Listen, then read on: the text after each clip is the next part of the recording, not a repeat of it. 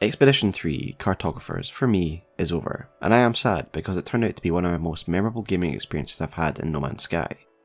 Cartographers may not seem as flashy as Pioneers or as epic as Beachhead, however what it did do is take us back to the basics and make us look at the nitty gritty of the game's formula. I found that this deep dive into the basics of the game made me appreciate it all the more, before building up to a phenomenal payoff and a thrilling conclusion. So let's talk about it. A warning, major spoilers for those who haven't played it yet. I'm going to be talking about my full experience and the conclusion of the expedition, so it may spoil your experience and stop you from creating your own original memories, so go and play it first and then come back here to discuss. Hello Games describes Cartographers Expedition 3 as the following. Expedition Seasons gives us the opportunity to craft No Man's Sky's experiences that differ from the established game modes, and Cartographer is yet another unique journey focused primarily on a deep exploration of a single planet. Gestel Prime is your bedfellow in this adventure, with 90% of your time in this expedition being spent on this single world.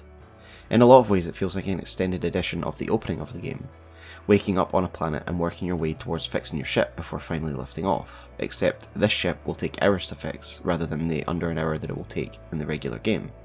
To complete your task you will just have to rely on your multi-tool and your own 2 feet. Some of the tasks given would usually be trivial in your main save, where you could just jump onto your ship and fly over to the next point, like visiting a planetary outpost or getting your hand on some alloys for repairs. These both become substantial tasks when all you have is your feet and possibly an exocraft. Instead you'll be finding a lot of your time foot-slogging it across the poison damp world, whilst also being hit by epic thunderstorms that are poisonous in nature. Ultimately you really need to understand this single planet, you need to survey it and explore it to a substantial level. In no way is this better demonstrated in Phase 3 of the expedition, which for me was the first moment where I realised that this was a real special experience. So Phase 3 requires you to document all the fauna and most of the minerals and flora on the planet. You will really need to explore all the biomes of the planet to find all the different varieties of fauna, flowers and minerals. There are no shortcuts. I didn't struggle too much with flora and fauna as I had been scanning them as soon as I kind of started the expedition, but I found the threshold for minerals, which was scanning 18 minerals, to be quite high given that I'd been scanning them as well and was struggling to get the last 2. So this challenge really pushed me to really explore the planet and make sure that I'd ticked off all the different biomes to make sure I'd had all the minerals. Rather than just generally exploring the planet, I had to do targeted exploration. So I found myself and my Minotaur jumping across the planet, taking several hours to explore fully the whole planet. Finally, I found some deeper water, and in that water, I found an underwater cave, and in that underwater cave I finally found my last 2 minerals. It was at this moment that I took this screenshot because I found a real sense of achievement that I'd gone to the depths of this planet to finally understand the full scope of the minerals that could be found on this planet, and it wasn't really something I'd ever really done on planets before. I just kind of scanned minerals as I kind of walk across the planet. But really understanding where the different minerals are housed in different biomes, really understanding the different layers that make up this planet was something that I felt was a real achievement and was something I really enjoyed, which is why I took this screenshot. Yet the real magic was yet to come. Phase 3 was really the meat of the expedition trials, and I got the ball rolling quite quickly after that. I was even lucky enough to find some Hurox and some glowing minerals, bypassing the need to on foot travel to a trading outpost, which I had pinged already and I knew was several hours away, so I was pretty grateful for that. My ship was fully repaired and I was ready to finally lift off after hours of being on foot, which was a completely new experience. For those who haven't yet played the expedition, the appreciation you have for your wings while playing it is massive. Lacking the ability to just summon your ship and jump to points X, Y and Z that you've pinged with your maps is immense, and it gives you a new perspective on planetary exploration and how big these planets really are in the game. So that moment you finally lift off from the surface of Gestel Major is exhilarating and freeing.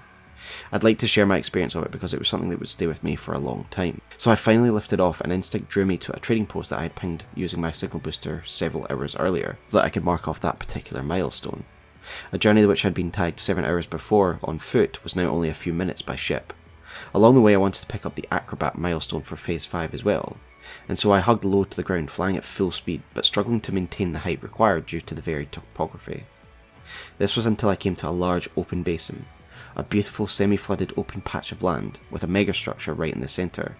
So I let rip and boosted close to the ground, circling the megastructure, and I swear I could feel my traveller's whoops of exhilaration as he regained his wings after being so long confined to this harsh planet, as well as finally finding some signs of significant civilization. This moment for flying for the first time in hours around a lovely flat basin at full pelt felt magic, a moment of achievement and freedom. I'd earned the right to fly my ship finally, and it was a freedom that we just take for granted in the base game. In this expedition you are made to earn it, and it feels amazing when you finally get there.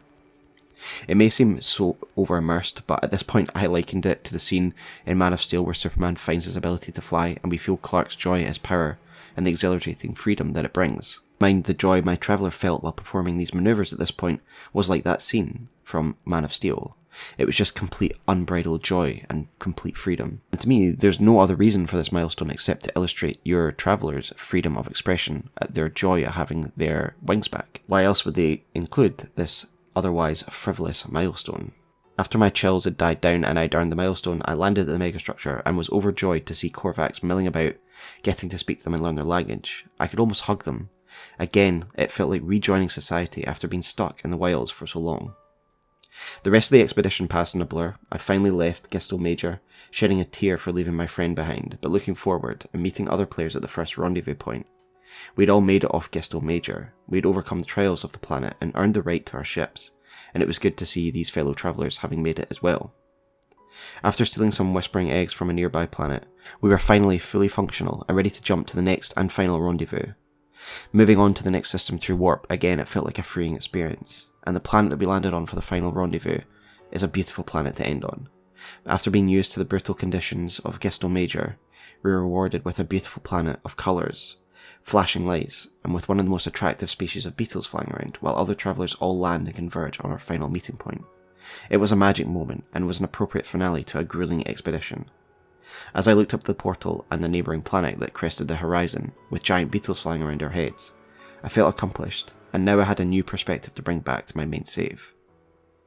So that's my perspective on Expedition 3, guys. It gave me a real kind of love for the fundamentals of the game, and made me really appreciate the ability to fly between planets, which you kind of forget after you've been playing the game for several hundred hours and you've forgotten that initial experience of having to repair your ship.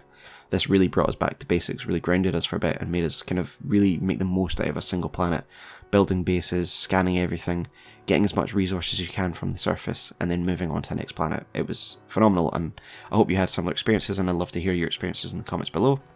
But until next time, guys, I will see you in the billions of planets that are procedurally generated. Take care.